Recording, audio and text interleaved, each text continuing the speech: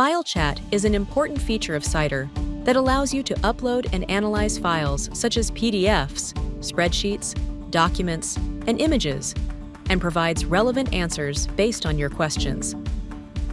First, click the File Upload button above the input box on the chat page and select Upload from our computer from the menu. This will open your computer's file folder.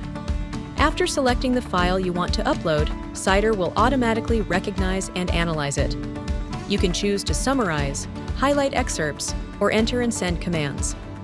Then, Cider will provide corresponding results based on the file content.